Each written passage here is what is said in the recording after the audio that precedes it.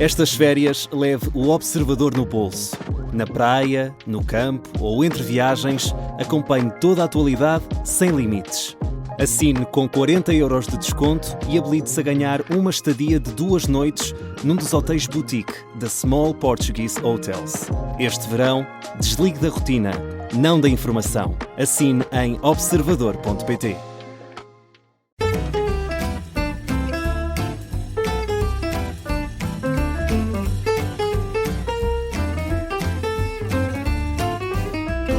Olá e seja muito bem-vindo. Esta é a História das Histórias. Eu sou o João Paulo Sacadura. Jorge Adolfo Marques é que vai hoje falar-nos, tal como eu prometi já ontem, do Foral de Viseu. Vamos falar destes forais, destas cartas de foral, que desde sempre, quais é que foram dadas a Viseu, mas concretamente esta de Dona Teresa, em 1123, e que está no Museu de História da cidade. Olá, Jorge, bem-vindo. Vamos então falar deste foral que Dona Teresa outorgou à cidade de Viseu. É verdade. Vamos falar aqui, enfim, dar aqui, enfim, uma pincelada, como se costuma dizer, ao chamado foral da cidade de Viseu, que foi outorgado por Dona Teresa, a mãe do nosso primeiro rei, não é? Exatamente. Em 1123. Está uma reprodução, encontra-se uma reprodução no Museu de História da Cidade de Viseu, portanto aqui na Rua Direita, Rua da Árvore. Nós já fizemos várias vezes menção a este museu, a este pequenino museu. Eu gostava de dizer também que, noutras ocasiões não tive a oportunidade, que existe um catálogo da exposição que se encontra, a exposição permanente que se encontra neste museu, está disponível online, portanto as pessoas podem descarregar esse catálogo. E tem lá toda a informação. Exatamente. E tem toda a informação relativa às peças, digamos, ao discurso museográfico que se encontra neste local. Bom, de facto, ontem até falámos aqui num outro documento em pedra, não é? Gravado na pedra, aqui é no pergaminho. Importa dizer que as cartas de foral, enfim, para quem não está tão habituado a ouvir falar ou a ler sobre estas matérias, as primeiras cartas de foral foram concedidas por monarcas, por senhores laicos e por eclesiásticos. Portanto, não foi só o rei. Já que era só o rei. Por acaso achava que era só o rei, não sabia. Também senhores laicos e eclesiásticos que tinham um propósito, que era criar um conselho ou então legalizar uma comunidade populacional que gozasse de uma autonomia considerável. Nós até já falámos nos pelourinhos. Bom, o pelourinho depois era uma espécie de símbolo dessa autonomia. Desse poder judicial, não era? Exatamente. Quer no primeiro caso, quer no segundo, tratava-se de uma forma de estabelecer uma relação institucional entre a autoridade superior, fosse ela régia ou senhorial, não é? E a comunidade de homens livres dessa localidade e do território. Sim. Porque o Conselho, tal como hoje o Conselho tem a sede do Conselho, né? Depois há as freguesias no território. Exatamente a mesma coisa. Aliás, nós somos um país muito municipalista, não é? Sim. É uma tradição muito portuguesa. É muito autárquica, muito local, exato. E a origem está aqui neste período, está na Idade Média. Portanto, é uma das nossas instituições mais antigas. Exatamente. E remonta à Idade Média. Este foral, tu vais falar de um foral que é de 1123, como já disseste, Jorge, é mesmo muito antigo, nem havia Portugal. Não... É muito antigo, é muito antigo. Estávamos ali mesmo perto... É os condes, do Dom Henrique e Dona Teresa, nesse tempo.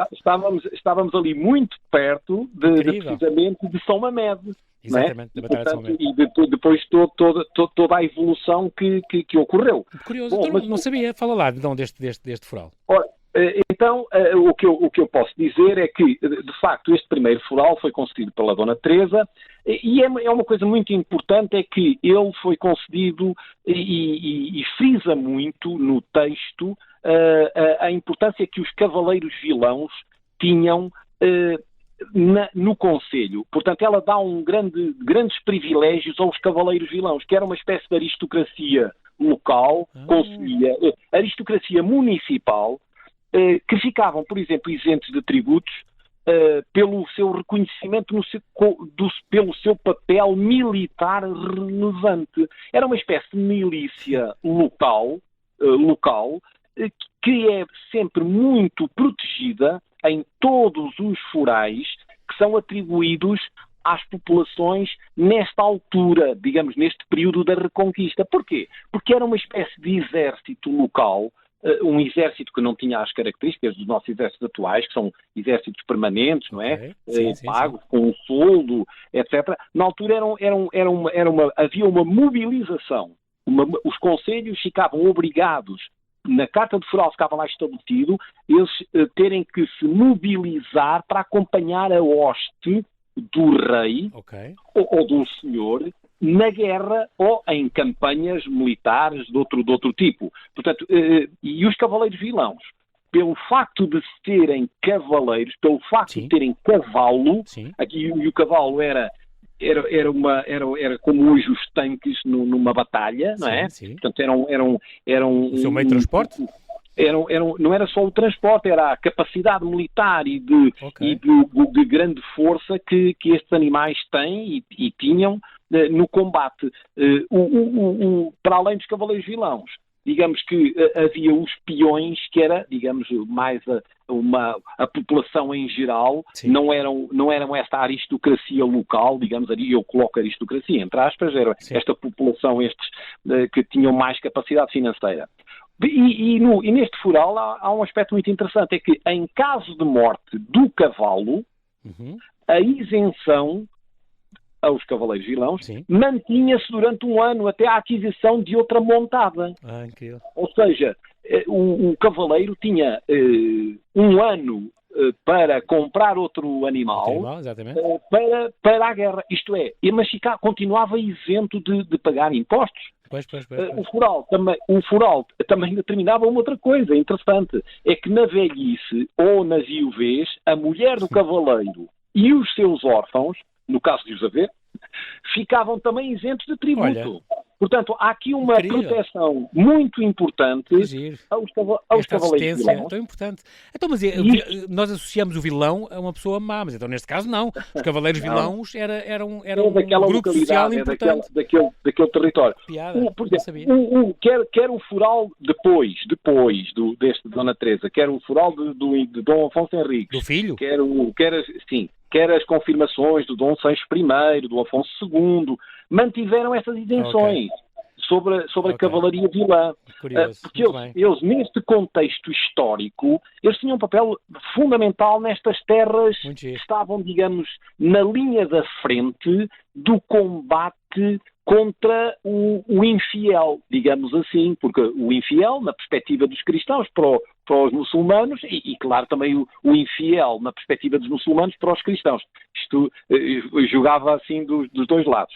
Bom, mas com o fim da Reconquista, no século XIII, digamos que o papel destes cavaleiros vilãos vai diminuir e vai surgir uma outra oligarquia local, que eram os homens bons dos conselhos, que vão ter um papel muito importante, vão ocupar cargos políticos nas variações, como, enfim, vários cargos de governação, e que se vão manter, digamos, no poder local até à época moderna, e depois, quando Viseu tem um novo fural, uma nova leitura que é no tempo do rei Dom Manuel, em 1513, muitos desses já não havia cavalaria vilã, mas digamos que algumas dessas prerrogativas que existiam nesse fural antigo de 1123 vão passar a outro tipo de prestações e vai-se diluir a uma nova sociedade que surge, já não é aquela sociedade da Reconquista e do tempo da Dona Teresa e do fural que ela atribuiu à cidade. E depois, entretanto, ainda vem a vir o fural de Dom Manuel muito mais à frente, não é? Em 1513. Exatamente. Estes furais também estão guardados lá no museu, ou pelo menos réplicas do Museu da História da Cidade. Furais, imagino que sim. Essa questão que colocas é interessante. Os furais de Viseu, de Dom Manuel, encontram-se guardados em Viseu, no arquivo municipal da cidade e também no arquivo da Biblioteca Municipal de Viseu, que é um local muito importante para os investigadores. Muito bem. Já agora eu cito aqui este Foral de Viseu, começa da Rainha Teresa, filha do Rei Afonso, como ela diz, e assina, em nome do Pai, do Filho e do Espírito Santo. Eu vi esta transcrição e às tantas cá está, diz aqui a meio, os próprios militares que residem nas vilas, se algum deles perder o seu cavalo, não o demandem, até se completar um ano. Se passado um ano ainda não tiver um cavalo, dê a sua jogada. Exatamente. É extraordinário, Exatamente. como tu referiste, pronto, e esta de 1123 cá está, este foral que tu falaste. Agora estou ansioso para ouvir falar, para aprender mais. Hoje aprendi imenso contigo, Jorge, muito obrigado, é sempre bom, e amanhã então temos mais. Muito obrigado, bem-ajas, até amanhã. Um grande abraço. Até amanhã.